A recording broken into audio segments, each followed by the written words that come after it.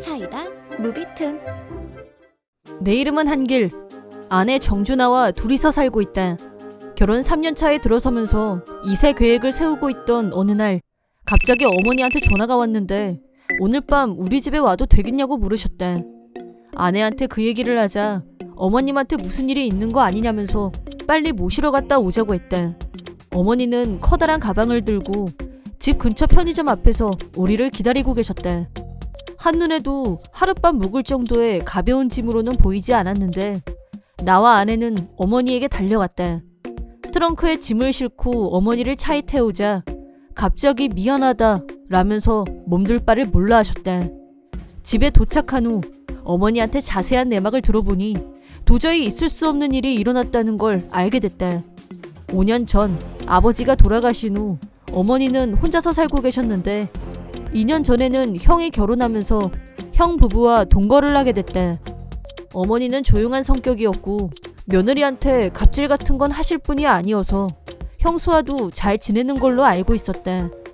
그런데 본가를 리모델링하기로 하면서 분위기가 달라지기 시작했다고 한다. 형수는 리모델링이 완성된 후에 형하고 둘이서만 살고 싶어 했고 어머니를 눈엣 가시로 여기기 시작했다고 한다. 형 앞에서는 공손한 며느리로 굴었지만 둘만 있을 때는 완전히 태도가 돌변했고 어머니한테 공사 다 끝나면 이 집에서 당연히 나가주실 거죠? 라고 노골적으로 말했다. 하지만 이 집은 본래 어머니 집이었고 나가라니 대체 어디로 나가라는 건지 답답한 노릇이었다. 어머니는 형수가 어떤 폭언을 해도 그저 참으면서 집에서 버티셨다. 그러자 어머니가 안 나갈 거라고 판단한 형수는 본격적으로 어머니를 괴롭히기 시작했다.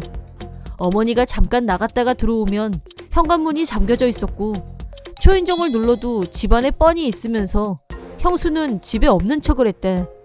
그날은 올해 겨울 날씨 중에서도 특히 추운 날이었다는데 어머니는 추위에 덜덜 떨면서 집 앞에서 형이 퇴근해서 오기만을 기다렸다. 저녁이 되고 형이 귀가할 시간이 다가오자 형수가 현관문을 열고 나왔는데 벌벌 떨고 있던 어머니를 보더니 나가라고 좋은 말로 할 때 안 들으니까 이런 꼴을 당하는 거예요. 이런 꼴 또 당하고 싶지 않으면 빨리 이 집에서 나가라니까요? 라며 어머니를 비웃었다. 게다가 형한테 이런 얘기를 하면 앞으로 손주가 태어나도 손가락 하나도 못 만지게 할 거라면서 심리적 압박과 입틀막을 시도했다. 형수의 온갖 괴롭힘과 모욕감을 참으며 버티는 동안 드디어 리모델링 공사가 끝났고 새 집으로 변신한 예쁜 공간에서 일상이 시작됐다. 그러자 형수의 괴롭힘은 한층 더 심각해졌다. 형한테 어머니가 갑질을 한다며 눈물 연기까지 동원했고 옆집 사람들한테도 실은 자기가 시어머니 갑질 때문에 고통이 이만저만이 아니라고 떠들고 다녔다. 마침내 인내심의 한계를 느낀 어머니가 형수한테 이쯤에서 멈추지 않으면 나도 아들한테 하나도 숨기지 않고 모두 말하겠다 라고 하자 화가 난 형수가 어머니 짐을 자기 멋대로 싸서 집 밖으로 내던지고 어머니를 쫓아낸 후 문을 잠가버렸다. 어떻게 해야 할지 막막해진 어머니는 나한테 전화를 걸게 됐다고 하셨다. 얘기를 들은 나는 형수에 대한 강한 분노를 느꼈고 곧바로 전화를 걸었다. 처음에는 아니에요. 어머님이 거짓말 하시는 거예요. 갑자기 화내면서 나가버리신 거라니까요. 라면서 나한테 거짓말을 했는데 나와 아내가 강경한 태도로 어머니가 이렇게 침울해하는 모습을 본 건 처음입니다. 누가 거짓말을 하고 있는지 이 모습만 봐도 알 수 있어요. 라고 하자 드디어 본성을 드러냈다. 새 집으로 고쳐놨는데 남편하고 둘이서만 알콩달콩 살고 싶은 건 당연한 거 아닌가? 분위기 파악도 못하고 눈치 없이 계속 집에서 버티고 있는 사람이 잘못인 거지. 안 그래?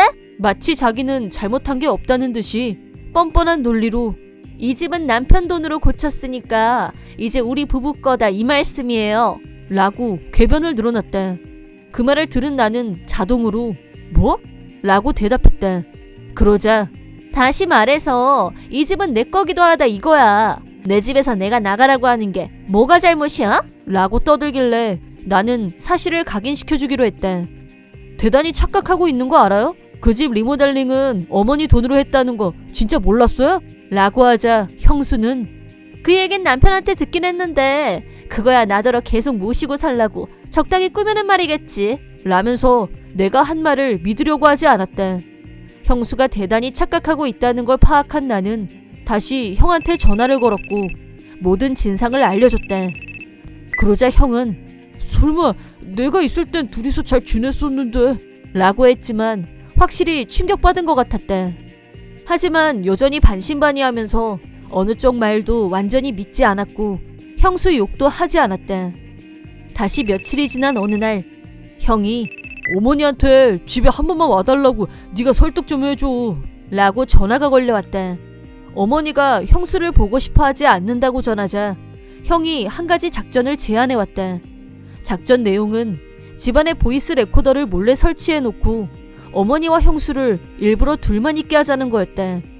만약 형수가 정말로 어머니한테 상식 밖의 행동을 했다면 형수와 이혼할 각오도 되어 있다고 했다.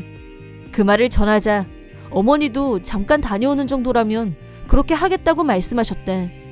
주말이 되어 어머니를 형과 형수가 있는 본가에 모시고 가자 작전대로 형의 차가 보이지 않았고 집에는 형수 혼자 있는 것 같았다.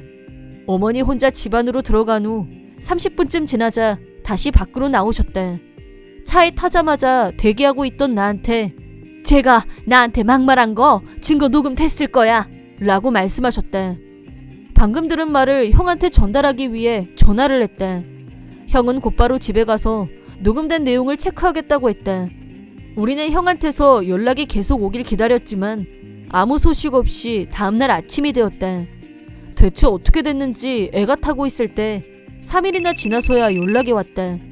중요한 얘기가 있으니까 어머니를 모시고 집으로 오라는 전갈이었고 집에 도착하니 어쩐지 형수는 평소와 다르게 힘이 빠져 보였다.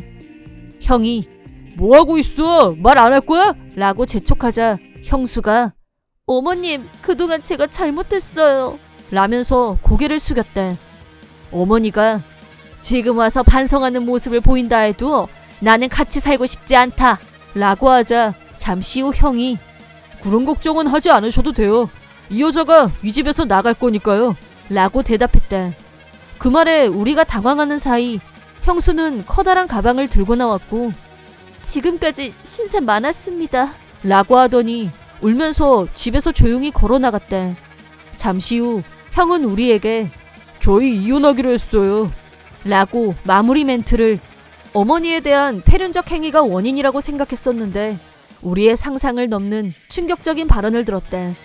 형은 만전을 기하기 위해서 어머니가 오기 이틀 전부터 보이스 레코더를 설치해뒀었는데 녹음 파일을 재생하자 어머니가 방문하기 전날 형수가 불륜남을 집으로 끌어들였던 정황이 발각됐다.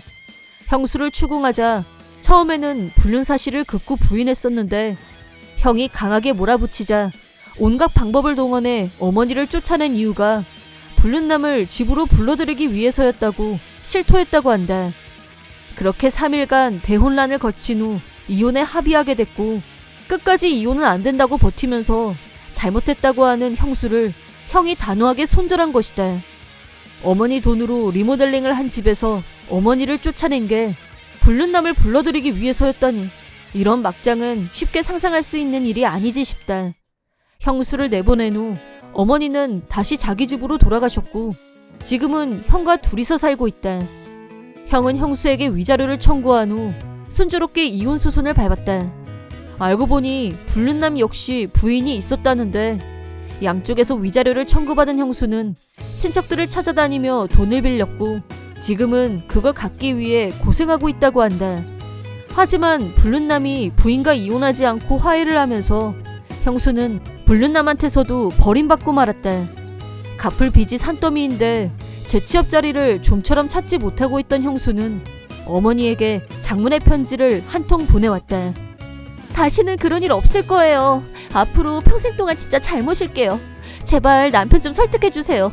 저한테 한 번만 더 기회를 주시면 잘할게요.